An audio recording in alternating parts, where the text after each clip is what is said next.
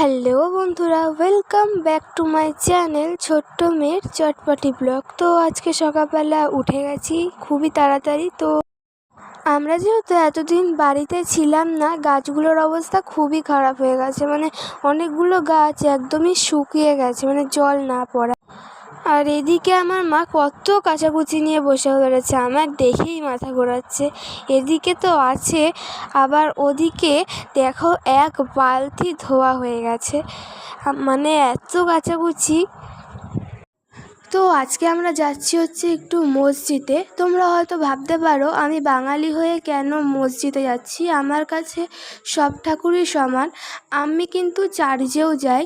তো এই উদ্দেশ্যেই আমরা আজকে যাচ্ছি একটু মসজিদে ঠাকুরের দর্শনে। তো চলো।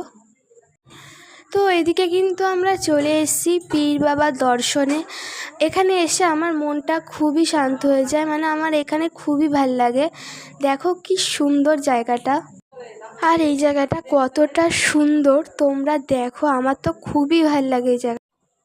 আর এদিকে দেখো পুকুরটা কি সুন্দর লাগছে দেখতে। আর এদিকে মা ফুল তুলছে পুজো দেওয়ার জন্য। তো আমরা অনেক দিন বাড়ি ছিলাম না বলে গাছের অবস্থা খুবই খারাপ, আগেই বলেছি।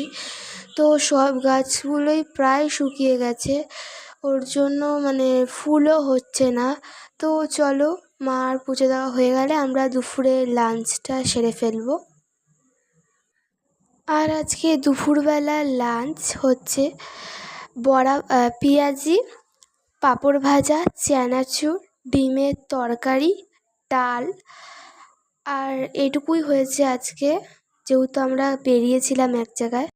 আর এদিকে কিন্তু সন্ধে হয়ে গেছে, আর আমরা এখন যাচ্ছি একটু দিদাবাড়ি, কারণ মানিরা আছে। তো চলো যাওয়া যাক। আর এদিকে কিন্তু আমরা দিদাবাড়ি চলে এসেছি, আর এদিকে ভাই আমার সাথে দুষ্টুমি করছে, তো দেখো। আর আজকে গিয়ে দিদাবাড়িতে আমি একটা উপহার পেয়েছি, আর সেটা গিয়ে দিদা আমাকে একটা রূপোর গলার চেন দিয়েছে। তো দেখো, আমার খুবই শখ ছিল। আর আজকে সন্ধ্যাবেলা টিফিন হচ্ছে চাউমিন, আমার তো খুবই ভাল লাগে। তো আজকের মতো ব্লগটা আমি এখানেই শেষ করছি। কালকে আবার একটা নতুন ব্লগ নিয়ে তোমাদের সাথে দেখা হবে। তো ততক্ষণের জন্য তোমরা সবাই ভালো থেকো।